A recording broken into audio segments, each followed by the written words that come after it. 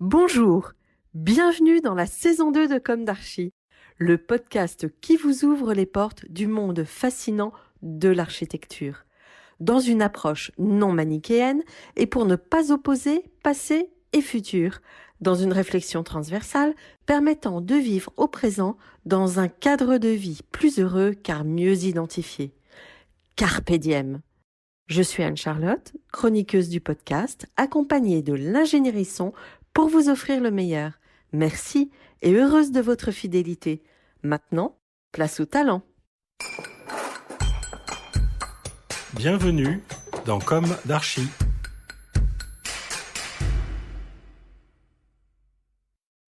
Chers auditeurs, ravis de vous retrouver aujourd'hui en compagnie de Parc Architecte. Bonjour Brice Chapon. Bonjour. Bonjour Aymeric Lambert. Bonjour. Bienvenue dans Comme d'Archi. Vous êtes architecte diplômé, tous les deux en 2003, de la prestigieuse école d'architecture de Lausanne, l'EPFL, et à la tête de votre agence Parc Architecte que vous avez cofondée en 2009. Aymeric, tu obtiens ton doctorat en sciences de la ville au sein de la même école en 2012. Vous dites concevoir au sein de Parc Architecte des dispositifs environnementaux. En effet, vous vous définissez comme architecte des milieux. Vous allez nous expliquer cela.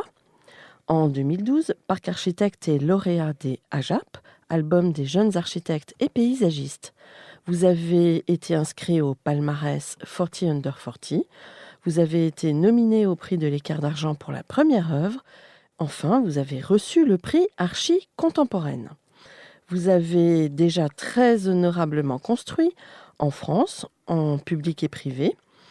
Vous avez publié, vous vous accordez le temps de la recherche. D'ailleurs, vous enseignez tous les deux, Brice à Strasbourg, avec Jérôme Villemar, qu'on a déjà reçu ici.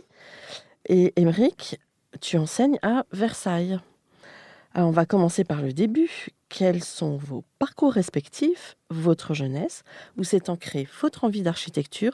Comment se sont déroulées vos études, tout d'abord à Lyon, puis à l'École Polytechnique Fédérale de Lausanne?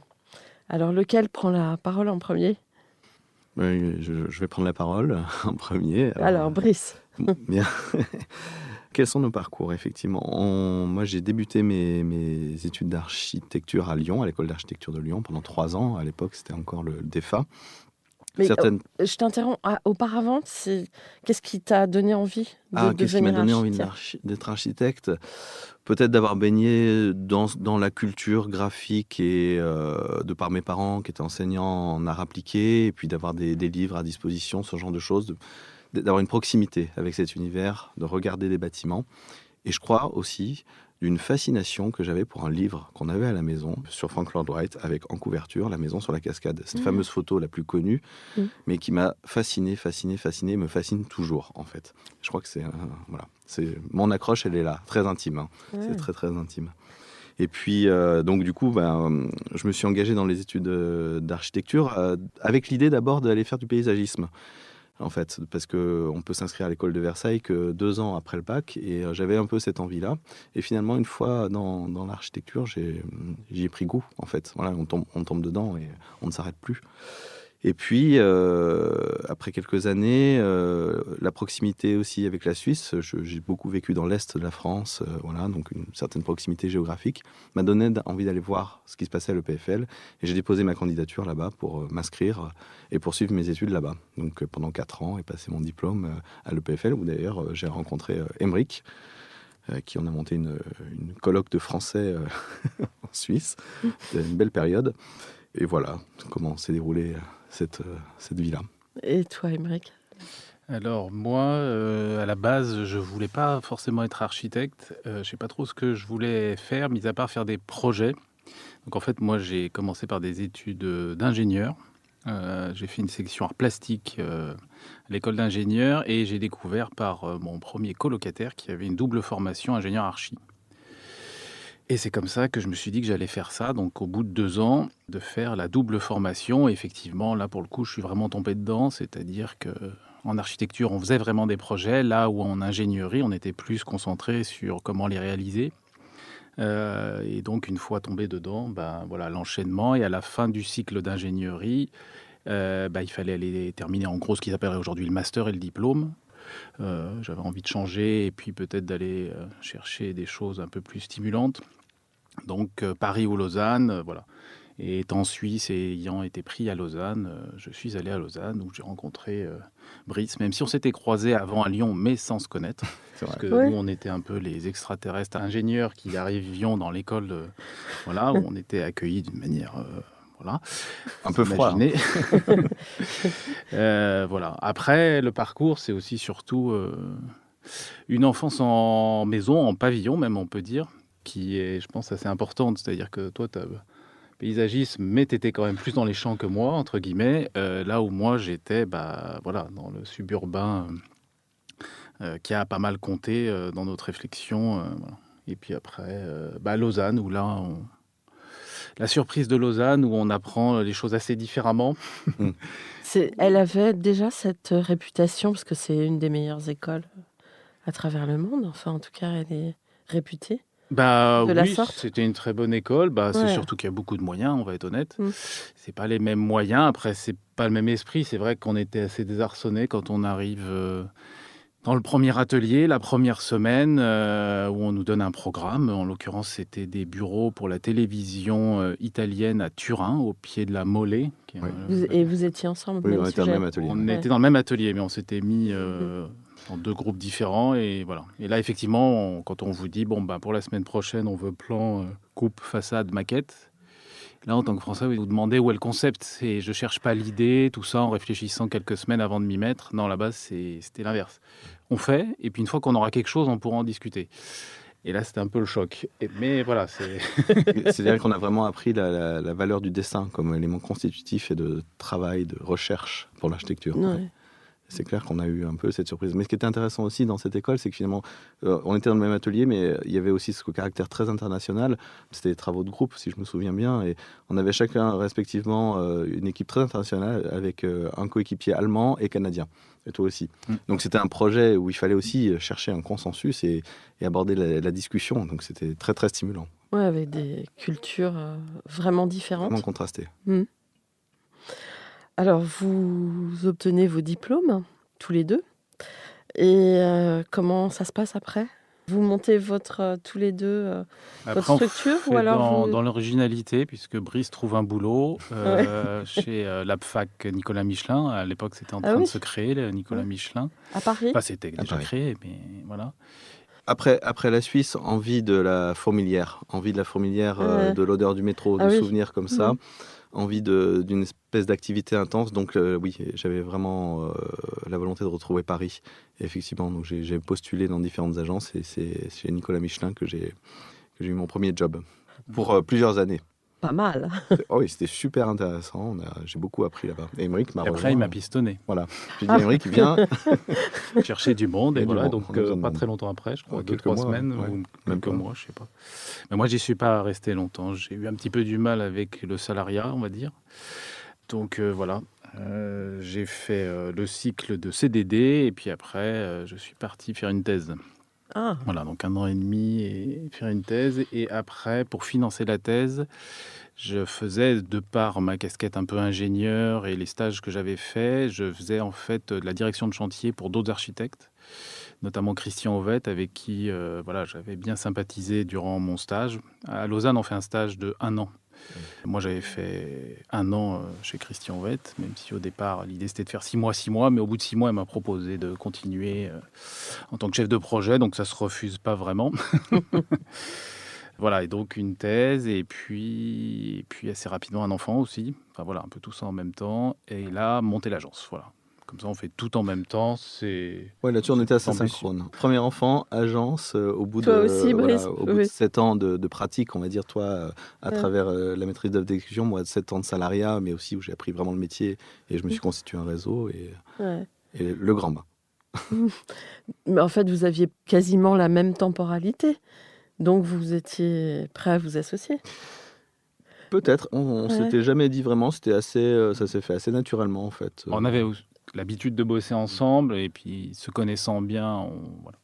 Je pense qu'il y a une espèce de complémentarité assez naturelle. On n'a même pas besoin d'en parler. Ça se fait assez naturellement parce qu'on a fait quand même plusieurs projets ensemble. Peut-être pas les projets d'archi, plutôt les projets qu'il y avait à côté. Théorique. Mais donc, voilà, c'est venu assez naturellement. Et puis, il y en a une complémentarité, tu disais un peu naturelle. C'est-à-dire que toi, tu abordes les projets beaucoup par la pensée. Moi, je suis quelqu'un qui suis plus dans l'action, une forme de pensée sauvage, un peu comme ça. Là. Et ensuite, j'ajuste et je réfléchis. Et on se rejoint, en fait, toujours comme ça, sur un terrain. Et quand on se rejoint, c'est qu'on est convaincu que le projet est bon, qu'on tient quelque chose. Il est arrivé sur un sujet que la rencontre ne se fasse pas ? Ça arrive que ça prenne du temps pour que la rencontre se fasse. Mais ça veut dire qu'on toujours. est convaincu ni l'un ni l'autre. Ouais. Et c'est un bon outil pour nous de mesure, en fait. Bah, le signe qu'on cherche, enfin, je pense comme beaucoup, mais c'est le moment où on sent qu'il y a une évidence. C'est-à-dire quand il y a, entre guillemets, les questions disparaissent, ça veut dire qu'en fait, elles ont été intégrées dans le projet et que donc ça devient évident. Donc, des fois, on n'arrive pas à le trouver et généralement, effectivement, le projet, quelque part, est un peu moins bien aussi s'il n'a pas trouvé cette espèce d'équilibre, d'évidence qui fait que tout le monde est convaincu. Convaincu. Aujourd'hui, l'agence a combien de salariés ? Enfin, vous êtes combien en tout ? Alors, on navigue la taille de l'agence en ce moment, là, depuis quelques années, navigue entre 10 et 15 personnes. Voilà, c'est un peu notre échelle. Oui, ce qui permet de garder de l'agilité, j'imagine. Exactement, réactivité. Et c'est une équipe, c'est-à-dire tous les gens dans l'agence, on ne travaille pas avec des gens en freelance, donc ce sont des salariés, la plupart en CDI, d'ailleurs tous en CDI. L'idée qu'on a aussi, c'est de vraiment constituer un esprit d'agence, c'est-à-dire que des gens qui sont fidèles, un cadre de travail agréable pour tout le monde, respectueux de la vie privée et qui ne déborde pas. En fait, pas en charrette permanente. Voilà. La vie privée reste importante, l'équilibre, pour que ce soit sain pour tout le monde. Et ça fonctionne plutôt bien, ça nous permet d'être assez agile, justement. Oui, puis j'imagine que grâce à cela, vos salariés sont fidèles. Alors, ils sont relativement fidèles. Après, il y a des cycles. Hein. Les gens font 4, 5 ans, et puis ils ont envie d'aller voir ailleurs ou éventuellement de se lancer à leur compte. Voilà, effectivement. Auquel cas, d'ailleurs, on développe on continue des partenariats qui permettent aussi à ceux qui partent, comme moi j'avais fait, notamment avec Christian, en fait. On a lancé l'agence parce que j'avais un gros chantier à suivre à Lyon. Donc là, c'est aussi d'essayer d'aider ceux qui construisent leur propre activité, de les aider à débuter. À démarrer. Alors, l'une de mes questions récurrentes dans Comme d'Archi est: est-ce qu'aujourd'hui, vous avez le sentiment d'avoir accompli ce que vous imaginiez à la sortie de l'école ? J'adore cette question. Je te la laisse. C'est marrant, c'est une bonne question pour des 40 et quelques nerfs. Et oui, et donc on enfin libéré de ce carcan de se dire il faudra que plus tard, parce que c'est vrai qu'il y a un peu un cycle, on va à l'école, on fait les études, premier boulot. Je pense que c'est une forme de libération, d'avoir réussi, 1, à monter sa propre agence, 2, qu'elle survive, 3, qu'elle fasse quelques projets qui intéressent d'autres, et d'avoir réussi à être enseignant. C'était quand même aussi une chose dont on avait très envie.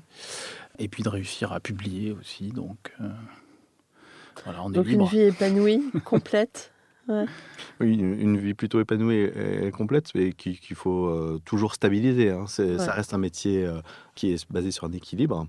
Et donc cet équilibre, il faut l'entretenir en permanence. Mais néanmoins, on est plutôt satisfait de notre... Effectivement, on découvre ce qu'on savait déjà un peu, mais c'est quand même un métier d'endurance. Et c'est vrai que les plus jeunes collaborateurs ou même des collaborateurs externes sont toujours assez surpris de découvrir le timing d'un projet qui est, on va dire, autour de 6-7 ans de moyenne, un projet. Toujours. Oui, c'est assez rare. Il peut y avoir des projets express, mais c'est assez rare, en fait. C'est assez rare. Les mieux, c'est 3-4 ans, quoi. C'est difficile de faire plus court. Et encore, c'est que là, effectivement, il faut un maître d'ouvrage, entre guillemets, qui pilote bien, qui est soutenu, qui est attendu, parce que c'est vite beaucoup de complexité qui arrive...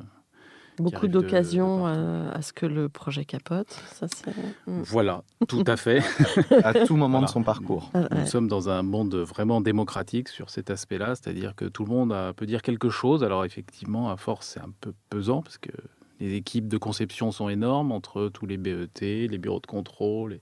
Tout le monde a son mot à dire, donc il faut satisfaire tout le monde. Et puis après, il y a les voisins, par exemple, qui, eux, n'étaient pas au courant du projet qui arrivait, qui, là, sont pas contents et attaque, faire des trucs comme ça.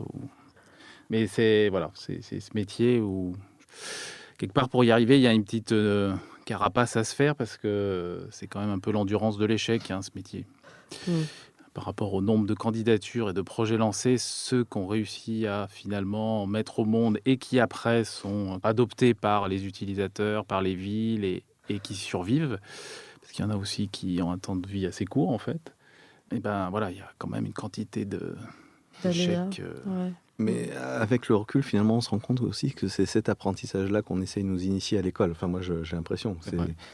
l'esprit de l'école et de l'enseignement en architecture, justement, c'est de former à cette endurance, au mode projet, au fait de mettre beaucoup de soi dans le projet, c'est sûr, pour lui donner corps et vie, mais aussi à opérer un certain détachement, quelque part psychique par rapport au projet, pour pouvoir être endurant, en fait, et pour pouvoir s'adapter. C'est intéressant ce que tu dis, Brice, parce que souvent, on entend ici au micro de Comme d'Archi qu'au contraire, les étudiants se plaignent un peu de pas être formés à la réalité du métier et qu'on leur donne peut-être trop de liberté alors que c'est un métier qui est fait de beaucoup, beaucoup de contraintes.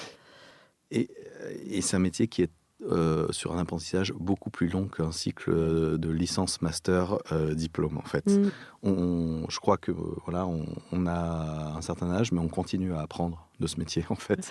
Alors vous êtes des profs qui penchaient plutôt vers on ouvre l'imaginaire pour profiter de ses études, où on trouve un savant équilibre entre l'apprentissage de la réalité et l'imaginaire. Qu'est-ce Alors que... j'aurais tendance à dire qu'on a une approche assez pragmatiste, pour ainsi dire. On est passé à l'EPFL, ça nous a laissé des traces aussi. Et justement, ce principe de réalité, c'est aussi que l'architecture est aussi un acte qui consiste à construire. Donc Ouais. on doit vraiment faire avec la réalité.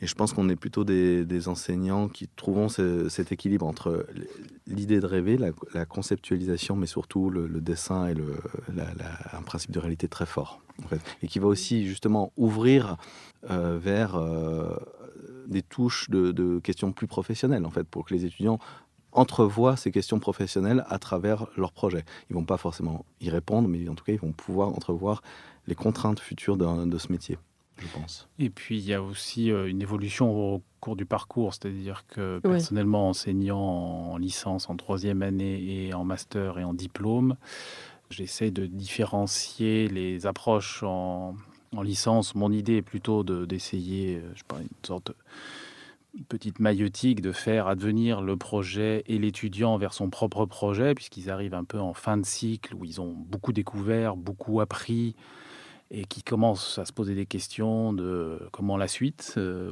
qui sont-ils, qu'est-ce qui les intéresse.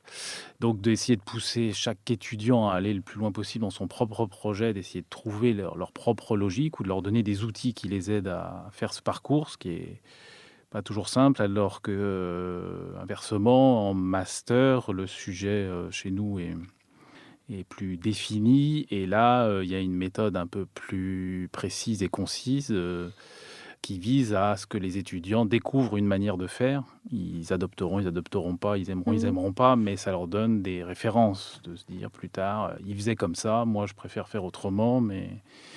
Et puis de retrouver pour ma part un peu en diplôme à nouveau cette espèce d'apprendre aux étudiants à prendre leurs risques, à aller au bout un peu de leurs ambitions, de leurs idées. Surtout, c'est un peu ce côté pragmatique, c'est d'essayer de leur trouver des outils pour y arriver. Mm.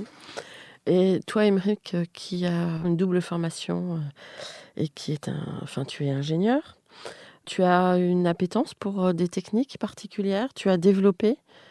Paradoxalement, c'est presque Brice qui est le plus technique.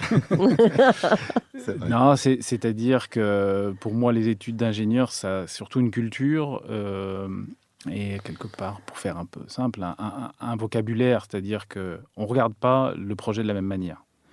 Donc en fait, on est autour du même objet, mais on ne va pas regarder les mêmes critères. Alors le fait d'avoir cette double formation, c'est quelque chose que je peux intégrer et qui me semble permettre d'avoir une discussion plus facile avec les interlocuteurs. Et c'est vrai que donc la technique, pour nous, elle rentre très tôt, et la construction surtout, parce qu'on a fait pas mal de chantiers, où voilà, même pour un concours, on a du mal à dessiner quelque chose sans savoir comment on va le construire, comment on va gérer l'eau.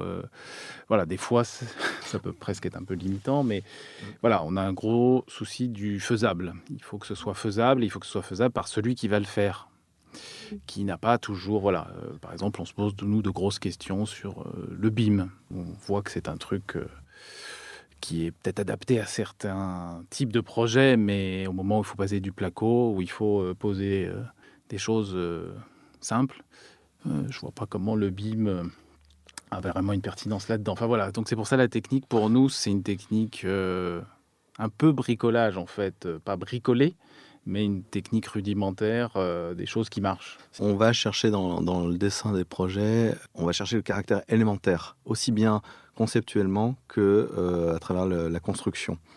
Penser à la façon dont le compagnon va utiliser son tournevis et la place qu'il aura pour positionner une pièce, c'est quelque chose qu'on intègre.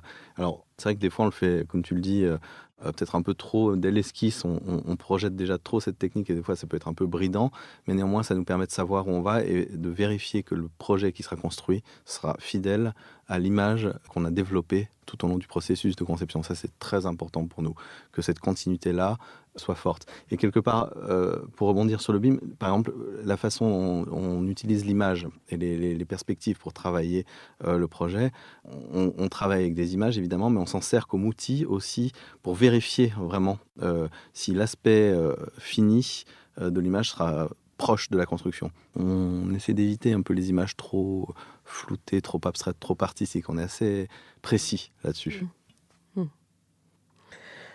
Alors, qu'est-ce qu'être, selon vous, un architecte des milieux ? Ah. C'est pour l'illustrer un peu peut-être tout de suite, c'est souvent ce qu'on peut dire là par exemple quand on conçoit du logement. Pour nous, cette idée un peu qu'on utilise en enseignement notamment, qu'il y a un peu deux manières de concevoir du logement. On peut concevoir un appartement qu'on appelle souvent cellule, mot à questionner sûrement. Et puis après, on le multiplie. Donc, on fait un appartement généralement très ambitieux. Et puis, on le multiplie. Donc, il est par exemple traversant. On le multiplie. Et donc, après, on a une barre avec une coursive. Ça fait des super logements. Ou alors, on peut concevoir depuis l'extérieur et se dire, voilà ce contexte, quels sont mes voisins, des choses que tout le monde fait, hein, tous les architectes le font, bien sûr, mais où est le soleil, comment circule le vent, où est-ce qu'il peut y avoir une vue intéressante, qu'est-ce que nous indique le sol. Voilà, et ça, ce serait plutôt la conception par l'extérieur. Donc, nous, on va plutôt avoir cette tendance-là, c'est-à-dire se faire une petite enquête du milieu, relever tout un tas de choses et d'essayer d'en sélectionner quelques-unes qui vont être plus saillantes. Et c'est à partir de là qu'on va aller chercher le projet. Je pense que ça vient un peu peut-être de l'enseignement suisse, hein, où effectivement là-bas il y a une grande attention finalement au déjà là, dans la mesure où ils n'ont pas eu cette époque finalement, par exemple la reconstruction.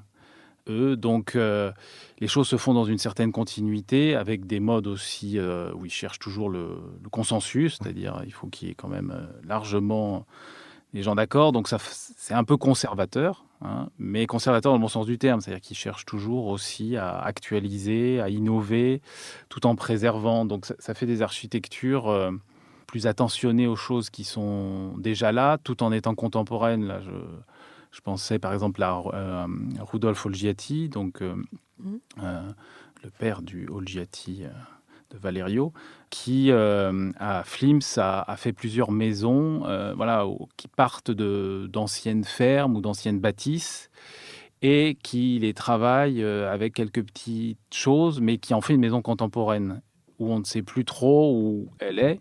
On voit bien qu'elle a ces deux caractères.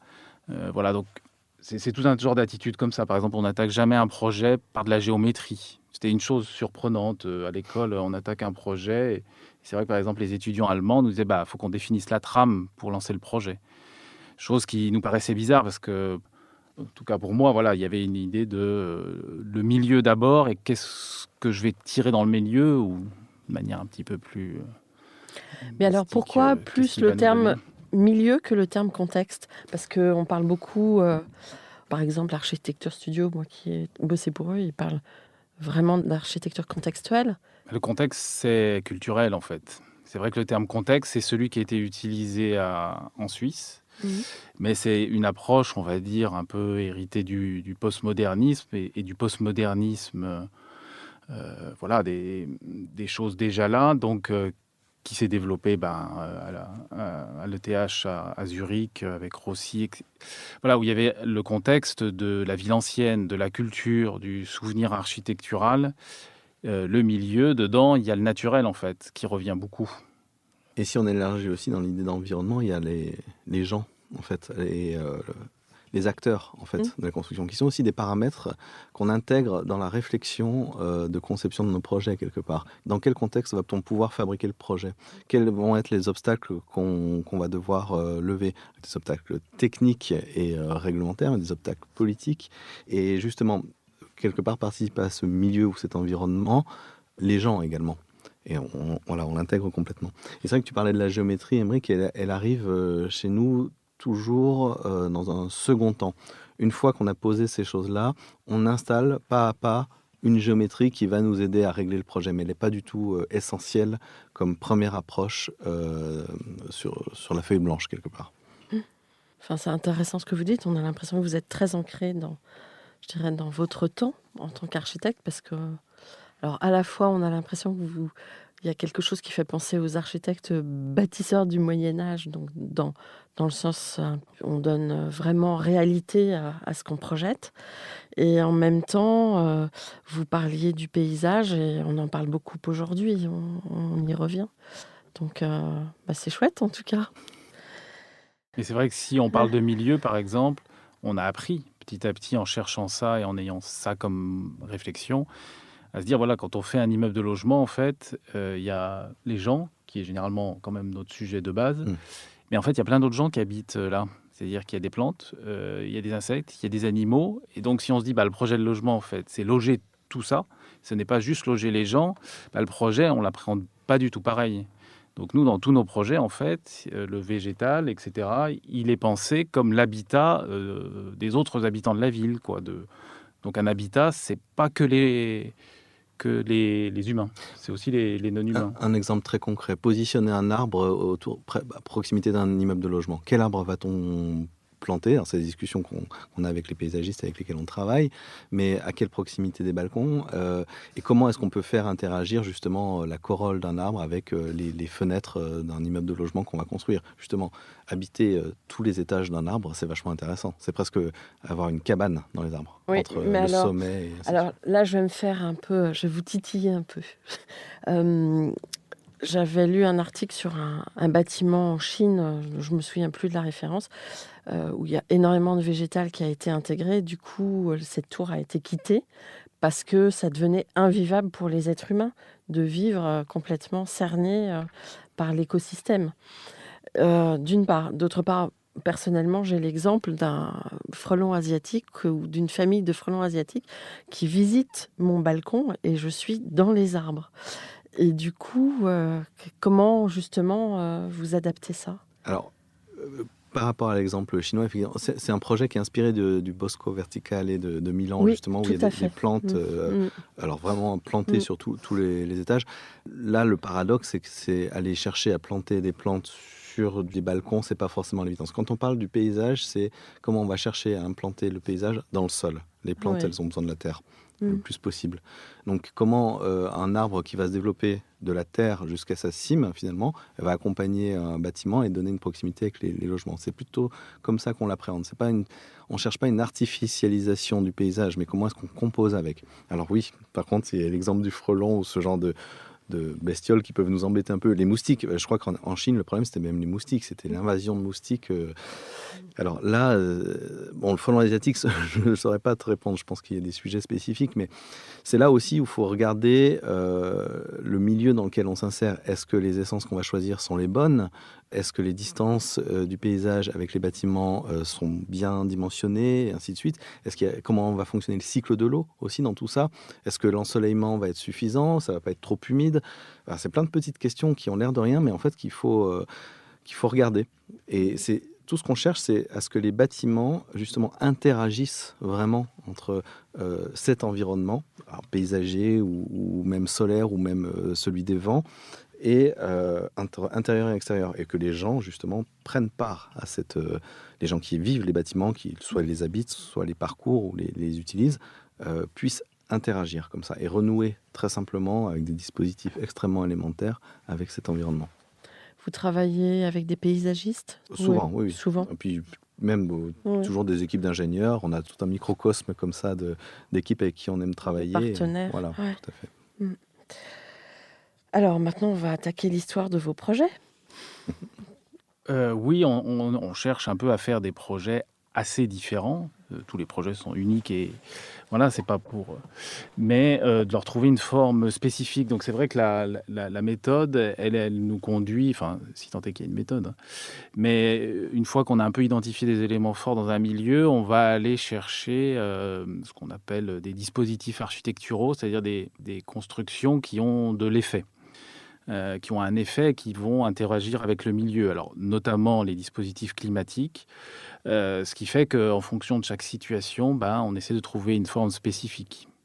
Donc, par exemple, à mes yeux, où on conçoit un conservatoire, on se retrouvait à avoir ce conservatoire qui est en face d'un arrêt de tramway qui est assez usité, qui relie Lyon à Satolas, qui est ancienne Saint-Exupéry, pardon. Ça, c'est les vieux trucs. Ça, c'est le Lyonnais qui parle. C'est le Lyonnais. Et donc, ça a beaucoup activé ce quartier de la ville. C'était une ancienne ligne de chemin de fer. Bon, il se trouve par hasard qu'on avait fait nos diplômes sur cette ligne de chemin de fer. Ça n'a rien à voir avec le concours qu'on a gagné, mais voilà, on connaissait le territoire. Et on arrive sur ce bâtiment qui est un équipement public dans lequel il y a un grand parvis, donc entre cette gare de tram et le bâtiment. Et le bâtiment se retrouve avec une façade plein nord. Donc comment réussir à travailler dans l'ombre quelque part? Il y avait ça d'un côté. De l'autre côté, qu'est-ce qu'on peut exploiter dans ce paysage? Des bâtiments neufs qui venaient d'arriver, à l'arrière des friches et à droite un parking en friche. Donc un milieu suburbain total où tout est un petit peu fait par petites touches comme ça. Et là, effectivement, à un moment, c'est Brice qui à un moment dit, mais en fait, le paysage dans cet endroit, c'est le ciel. Et donc, c'est comme ça qu'on a fait ce bâtiment autour d'un patio, en disant, voilà, comment est-ce qu'on fait une fenêtre sur le ciel? C'est simplement un dispositif élémentaire, traditionnel de l'architecture, un patio.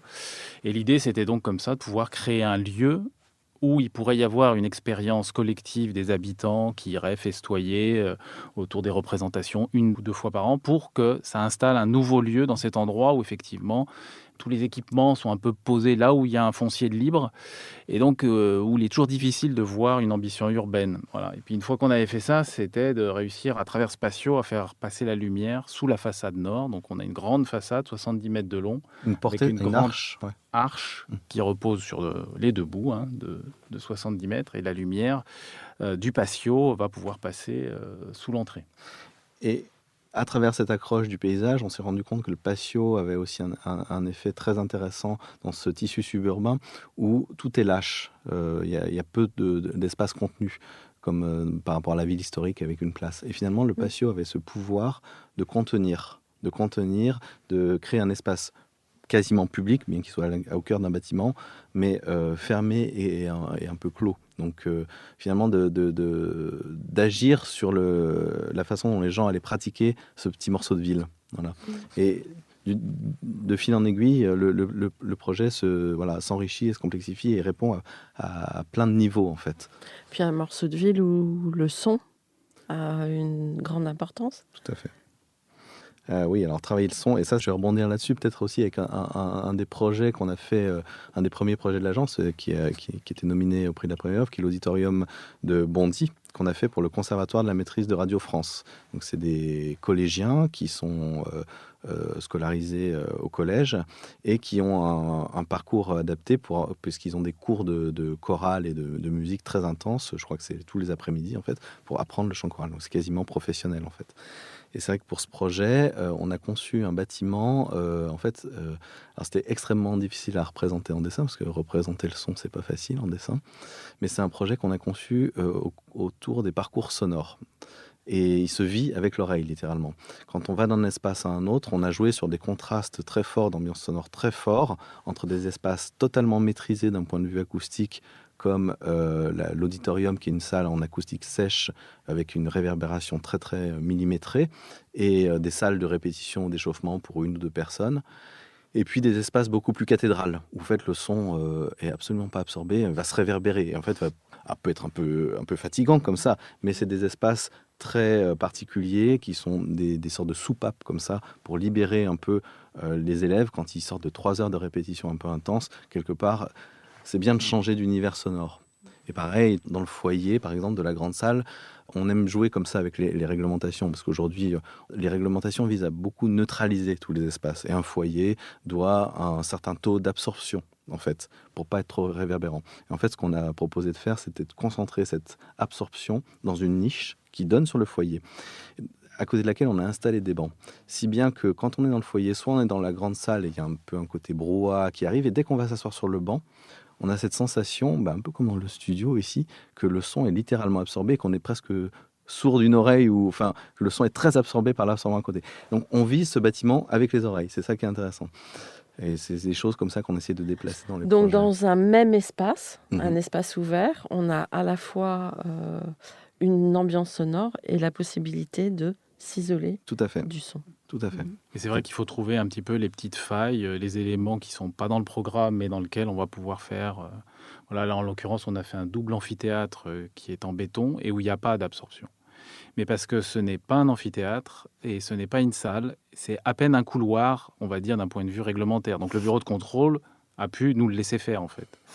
Donc c'est trouver ces petites astuces et de faire en sorte, et cette idée, c'est de... Pour ça, architecte des milieux, là, le milieu, pour nous, la matière, c'était le son. Et comment est-ce qu'on faisait un outil pour ces collégiens, pour qu'ils expérimentent eux-mêmes le son et en direct, c'est-à-dire qu'il n'y a pas de machinerie, il n'y a pas de... Vous êtes devenus quelque part des spécialistes du conservatoire ou... On en a fait plusieurs, on a donc fait plusieurs, effectivement, ça devient, oui, une de nos spécialités, la salle de spectacle, où on a la chance comme ça de pouvoir être effectivement retenu et donc en proposer plusieurs. Voilà, on développe ce sujet-là autant que possible. Et donc à Tahiti, c'est un centre culturel, c'est ça? Oui, tout à fait. Ouais.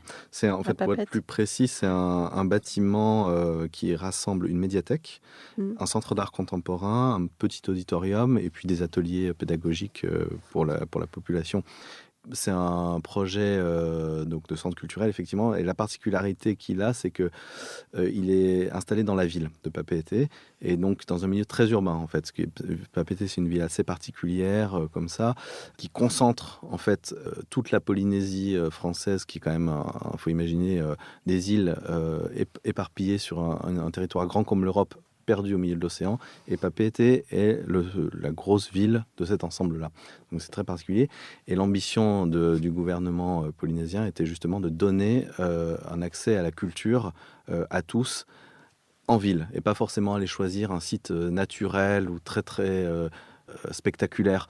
Je pense au centre Jean-Marie Djibaou, qui est à peu près un programme similaire, mais qui a été installé sur un site avec un caractère paysager extrêmement fort, en fait, où le site fait énormément. Et là, l'ambition du gouvernement était justement de faire un projet culturel, mais pour les gens. Et donc, c'était un peu la question qui était posée sur ce projet. Comment rendre un bâtiment et la culture accessibles à tous dans un climat tropical océanique, alors dont la principale contrainte n'est pas le soleil, on l'imagine, mais plutôt la pluie et les vents cycloniques. Et comment faire ce projet. Ce projet, là aussi, on s'est énormément intéressé au milieu, parce que justement, c'était fascinant de pouvoir travailler dans un autre climat. Ça, c'est quelque chose qu'on adore. On va chercher des climats comme ça, un peu différenciés et extrêmes, pour s'inspirer. Et du coup, on a beaucoup observé le territoire. On a aussi beaucoup observé les plantes là-bas et le fonctionnement des plantes. Notamment quand on regarde un peu le fonctionnement, par exemple, des bananiers, des feuilles de banane qui rassemblent l'eau en leur cœur. Elles ont un petit duvet, ces feuilles, pour que l'eau coule, ruisselle dedans et se concentre à la base on ne peut pas appeler ça un tronc, de la tige, en fait. Ça, c'est une particularité. Et quand on regarde aussi la manière dont les palmiers se comportent quand il y a des cyclones, je ne sais pas si vous avez déjà vu des images de palmiers qui donc, non seulement sont souples en cas de cyclone, mais ont leurs feuilles qui se rabattent aussi, donc qui libèrent la force du vent, donc finalement n'ont pas d'arrachement. Et en fait, du coup, pour ce projet, on a conçu, on a installé ce qu'on va appeler une ombrière d'éléments de toit en forme de V, comme ça, ouvert sur le ciel, et donc qui servent évidemment à mettre à l'ombre l'ensemble du bâtiment qui, lui, est très vitré. C'était une manière d'ouvrir la culture et de la montrer sur la ville, derrière un parvis. Mais du coup, il fallait protéger ces vitrages, à la fois du soleil et des pluies. Et donc, ces V récoltent en leur cœur la pluie. L'eau descend à travers les poteaux, comme une plante. On s'est vraiment inspiré des plantes. Du bananier. Du bananier, par exemple. Et ce toit, en fait, il est découpé en de multiples éléments pour que le vent, quand il risque de soulever le bâtiment, puisse s'échapper justement entre ces éléments en V. Qu'il n'y ait pas de prise au vent. Voilà, on diminuait ainsi la prise au vent. Voilà un peu le genre de c'est télescopique ou non?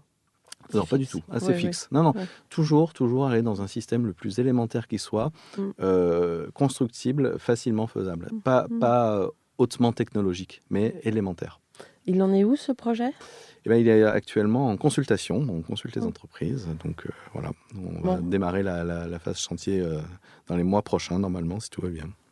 Puis ça, un petit peu plus théoriquement, ça reprend aussi quand même cette idée un peu ancestrale du temple ou de l'architecture grecque, où les colonnes avaient un écho aux arbres qui servaient de matériel avant que ce soit en pierre à les construire. Et là, c'est aussi une actualisation de ça. Ça pourrait être aussi une réflexion, je dirais, sur la période industrielle, où cette version-là serait peut-être celle de Mies van der Rohe, où c'est plutôt la mise en scène du métal et de son incroyable puissance à construire, à avoir peu de poteaux. Et là, c'était de se dire, et si on confronte à ça un milieu beaucoup plus, on va dire, exigeant qu'un milieu européen, comment intégrer ce genre de réflexion? Et donc, voilà. Et donc, le bâtiment est fait de plein de tiges comme ça qui portent ces toitures. Et le plan aussi reprend une espèce d'alignement de grandes cases. Donc, ça nous fait un plan en pointillés qui sont tous ces poteaux. Et ces tiges, elles sont métalliques ? Oui, c'est des poteaux métalliques. C'est tout à fait. C'est inspiré du faré, qui est l'habitat traditionnel polynésien, qui est en fait un alignement de nombreux poteaux qui forment un espace. Oui, le faré, c'est sur l'eau en général. Alors, ça peut être sur l'eau. Ça peut être sur l'eau, mais pas forcément. Pas forcément, d'accord. Oui, toutes les pièces font moins de 12 mètres de long, parce qu'il faut qu'elles voyagent en container. Et tout le bâtiment est conçu aussi avec cette logique-là. D'accord. Et du coup, oui, c'est fabriqué... Alors, a priori, ça devrait être fabriqué en métropole et transporté, en fait. Parce que une des problématiques aussi de la Polynésie, c'est qu'il y a peu de ressources, en fait. Et utiliser les ressources locales détruirait le territoire, en fait. On a fait un projet qui visait à limiter l'emploi du ciment au maximum. Parce que, à force d'avoir construit avec du ciment local, les rivières sont ravinées là-bas. Donc, on commence même à importer du sable d'Australie, qui est le territoire le plus proche, c'est à 6000 km. Donc, toute la logique vise justement à être économe en matière mise en œuvre, transportable, voilà, pour limiter l'impact. Oui, comme quoi, il n'y a pas vraiment de règles. Et il faut vraiment, à chaque fois, recréer une recette. Inventer et s'adapter, c'est l'agilité. D'autres projets dont vous aimeriez parler ? C'est vrai que chaque sujet, chaque programme a un peu son thème. Aujourd'hui, le logement, par exemple, ce qui est récurrent, c'est l'espace extérieur. Élément qui n'existait pas jusqu'à il n'y a pas très longtemps, puisque effectivement, quand on construit en pierre, c'est difficile de faire des prolongements extérieurs. En bois aussi, c'est un peu compliqué, mais avec le béton, c'est plus facile. Avec le métal aussi. Donc on a ce sujet récurrent du logement qui est le sujet contemporain. Donc c'est vrai là aussi on trouve des astuces qu'on cherche à rendre efficaces, surtout dans un contexte où souvent on n'a plus le chantier. C'est un peu compliqué. Donc il faut trouver des idées d'un projet qui vont d'abord nous plaire, après se communiquer, et puis après qui vont réussir à survivre tout au bout une fois qu'on est dépossédé finalement assez tôt du projet. Donc par exemple, on a construit un immeuble de logement à Vitry dans un contexte où on était un des premiers bâtiments d'une ZAC, donc très peu de milieux. Donc quand on n'a pas de milieu, faut un peu le lancer finalement, puisque tout ce qui était là allait être détruit pour faire ces nouveaux bâtiments, et donc des bâtiments très denses.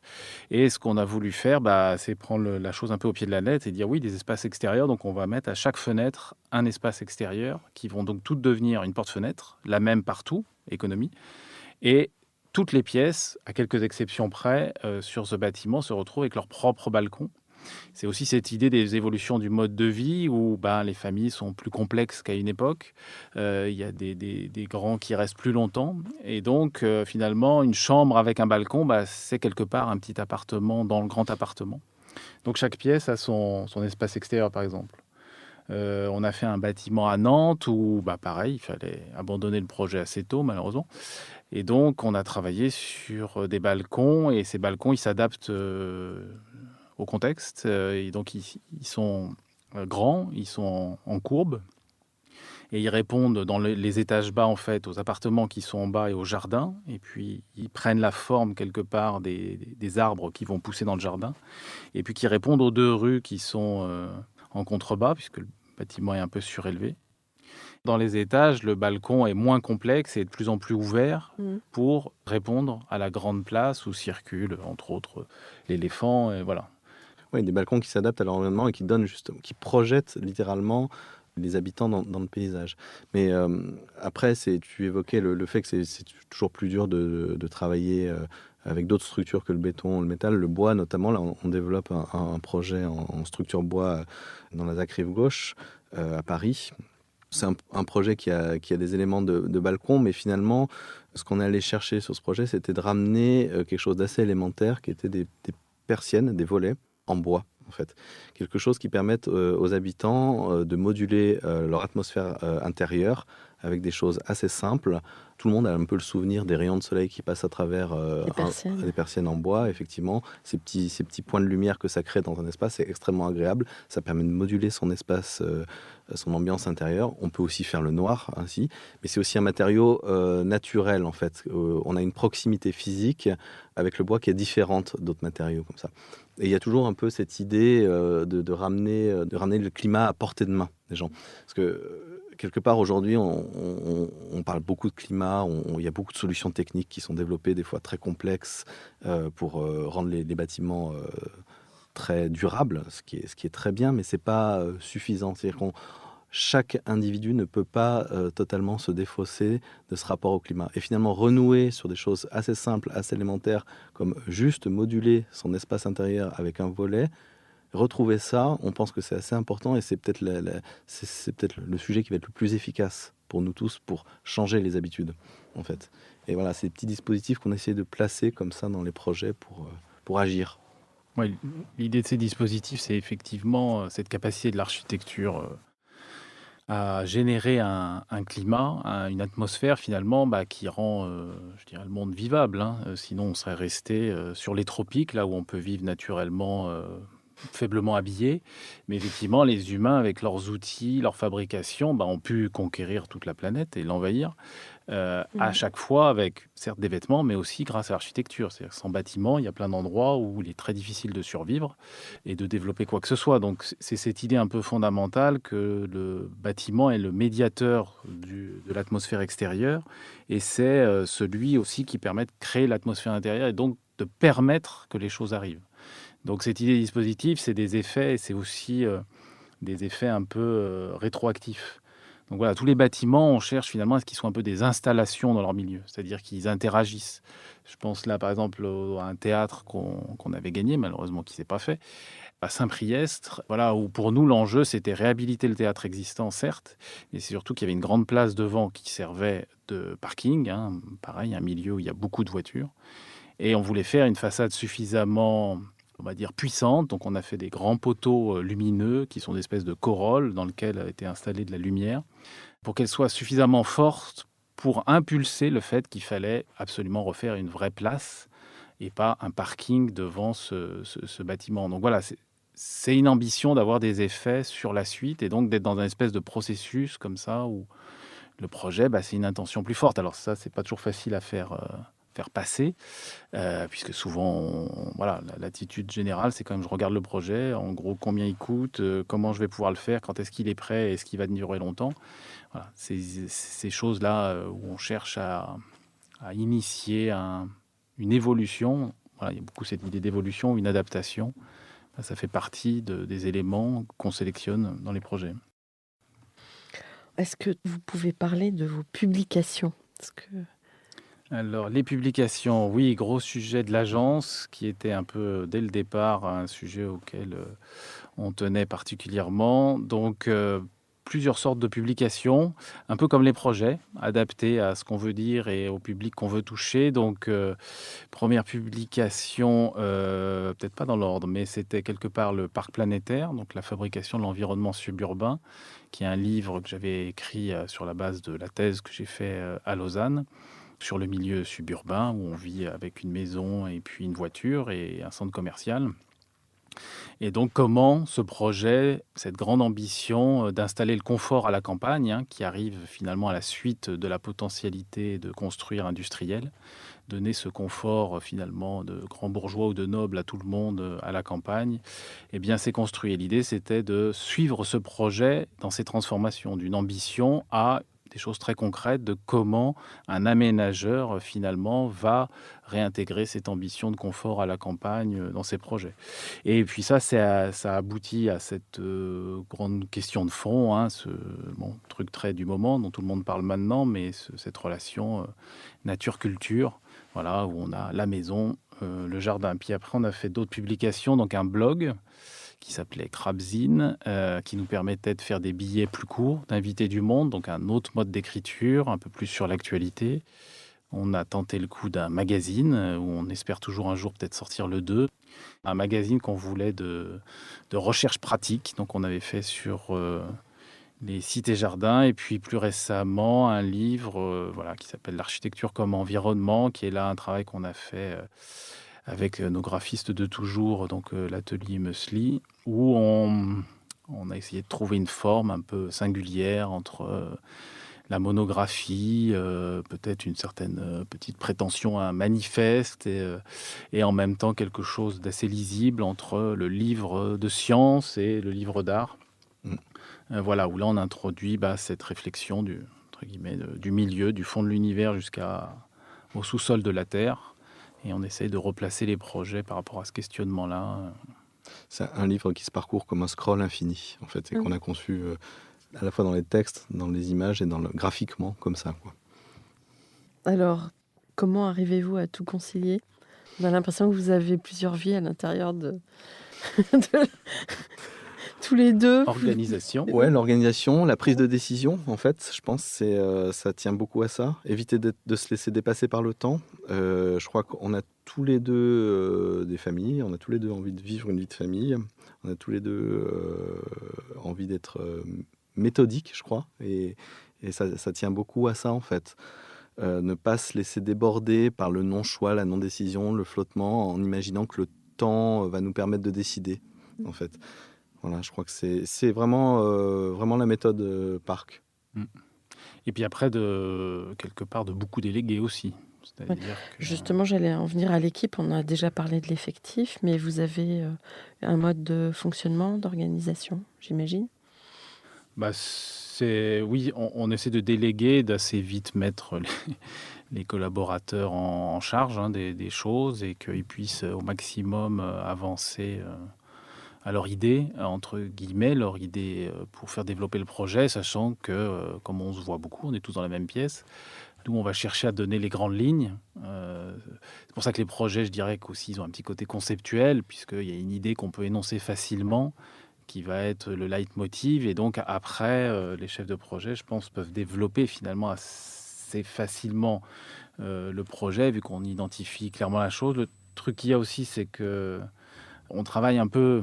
C'est pareil, je dis trop ce mot, mais un petit peu le milieu, un peu comme, je sais pas, Sun Tzu, l'art de la guerre, où on se dit qu'il ne faut pas aller directement en frontal avec l'ennemi. Ce qu'il faut, c'est préparer le terrain. C'est-à-dire, on fait en sorte qu'on se trouve dans une situation où les choses vont potentiellement advenir. Donc, c'est essayer d'avoir une ambiance, donner le maximum de confiance aux collaborateurs qui se sentent à l'aise, en confiance, qui sentent et qui trouvent assez vite quel est leur champ de responsabilité, d'investigation. Donc, je pense que c'est ça le gros ressort. Et puis, décider à l'heure. C'est aussi faire confiance, en fait, quelque part. C'est dans l'idée de faire confiance aux autres et puis d'être dans la discussion permanente. On est assez, même dans la façon dont on pilote l'agence, on s'astreint à cette fameuse réunion du lundi qui nous permet d'être très organisé, très méthodique. Et on échange sur les sujets en cours, effectivement, mais sur les sujets de fond de l'agence, que toute l'équipe peut nous remonter, ce qui nous permet de prendre des décisions et d'ajuster. Mais voilà, c'est vraiment essayer d'installer une ambiance assez agréable pour le travail aussi, c'est essentiel. On y passe beaucoup de temps. Elle est toujours à Belleville, l'agence ? Toujours. Et d'ailleurs, pourquoi vous aviez choisi cette dénomination parc architecte ? Un parc planétaire. Le parc, c'était en gros, c'était une réflexion par rapport à la ville et de dire, oui, alors il y a eu la ville ancienne, ou la ville, après, on va dire la référence a été Las Vegas, puis New York.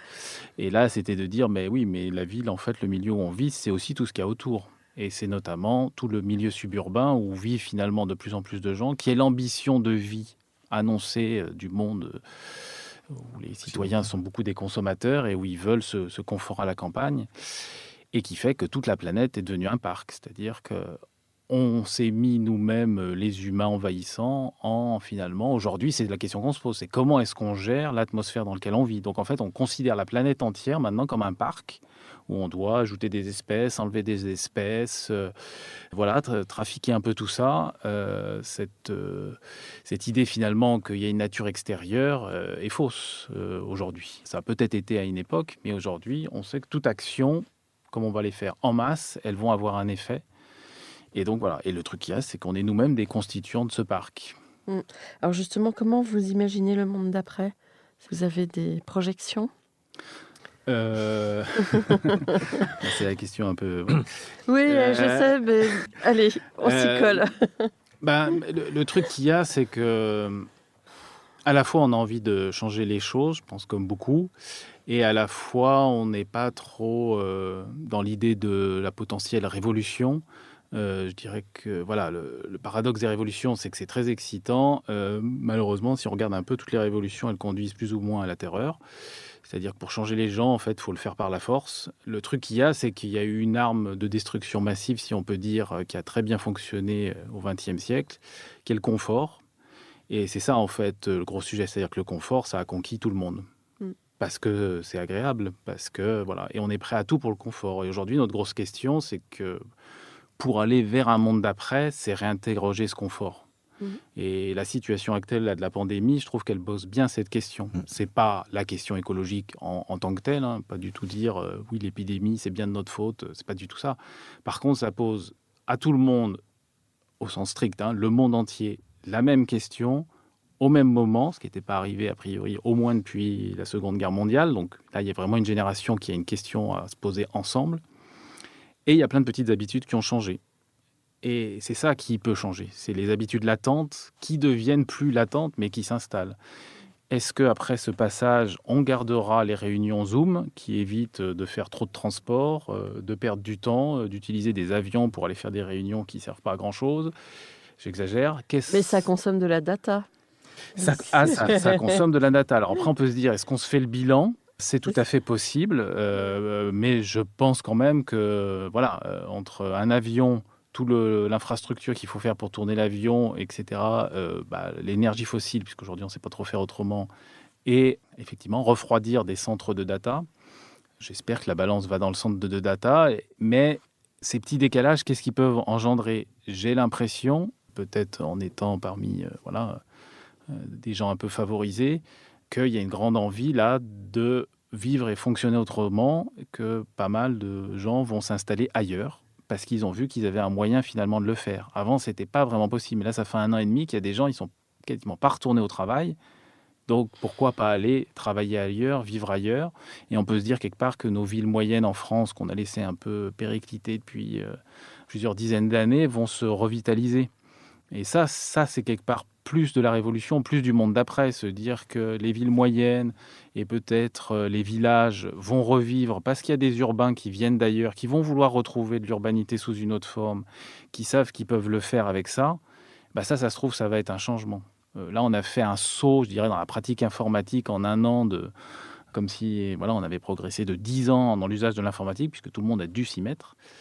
Et maintenant, c'est là. Donc ça, est-ce que c'est latent? Est-ce que ça va tenir? Est-ce que ça va devenir un outil pour du meilleur? Oui, si c'est pour être plus accro, je ne sais pas, mais... La question, ce serait peut-être aussi d'emblée se dire, est-ce bien utile dans tout ce qu'on fait, dans tous les actes? C'est peut-être ça. Ce qui est intéressant, c'est que ça repose la question. Ça va peut-être répartir effectivement une sorte d'équilibre sur le territoire, mais je te rejoins complètement là-dessus, sur le caractère simple et justifié de chaque geste, chaque décision qu'on prend, chaque déplacement. A-t-on besoin d'aller voyager loin pour se promener? Pas forcément. Ça reste pertinent parce que c'est ce qui permet aussi la pensée globale, en fait, ce qui permet d'avoir conscience de tous et tout le monde, de l'humanité sur la planète. Ça, c'est une conscience globalisante qui reste nécessaire, et en même temps renouer avec cette échelle locale. C'est un équilibre subtil qu'il faut qu'on trouve petit à petit. C'est ce lien entre le global, l'humanité entière sur cette planète, et le local qui permet d'être raisonné, et tout en gardant à l'esprit, sans jamais avoir peur de l'autre, de l'étranger. Toujours rester ouvert aux autres. Ça va être une clé essentielle, et c'est comme ça. Moi, c'est le monde d'après, j'espère que c'est comme ça qu'il va se développer.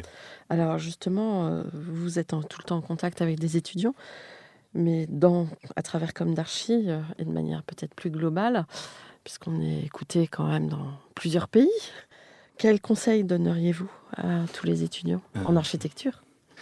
S'il y a un conseil que je devais donner aux étudiants, c'est de toujours rester curieux, toujours observer, toujours regarder.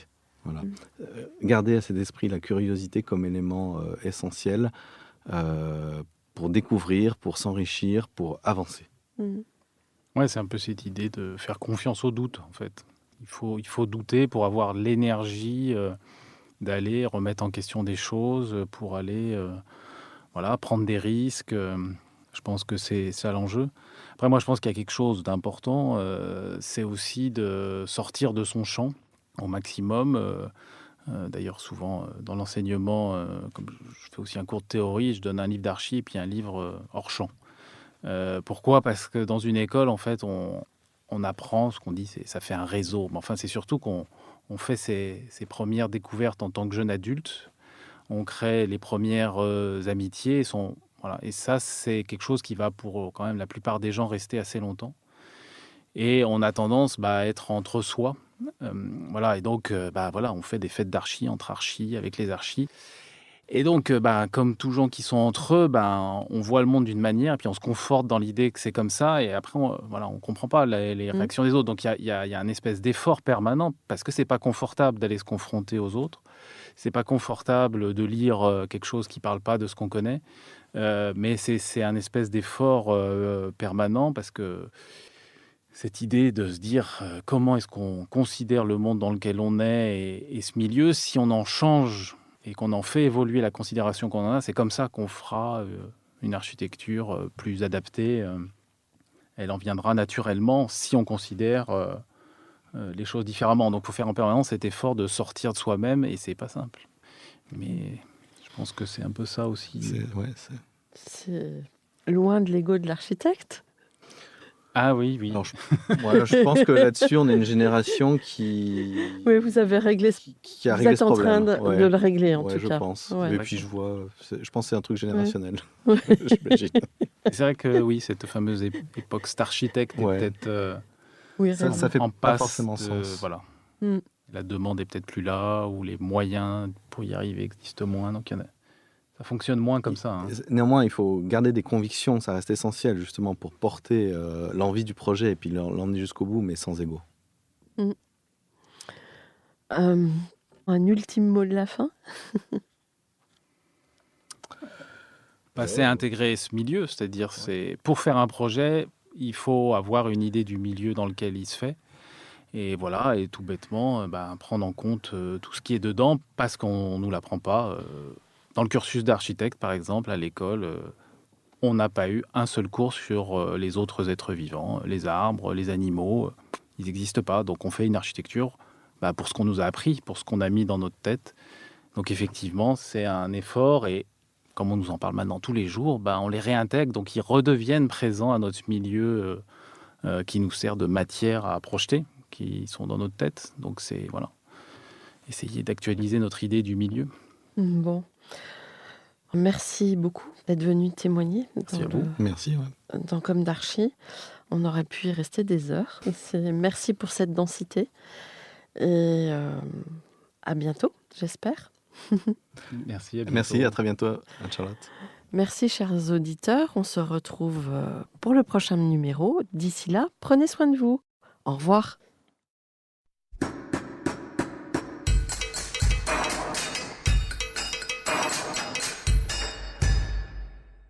Chers auditeurs, merci pour votre écoute. N'oubliez pas de retrouver nos sujets en avant-première sur Instagram à l'adresse Comme d'Archi Podcast, COMDARCHI Podcast. Si vous aimez ce podcast, favorisez sa diffusion en lui donnant 5 étoiles sur Apple Podcast, plus un petit commentaire, ou sur votre plateforme de podcast favorite. Et surtout, abonnez-vous pour écouter tous nos épisodes gratuitement. À bientôt et d'ici là, prenez soin de vous.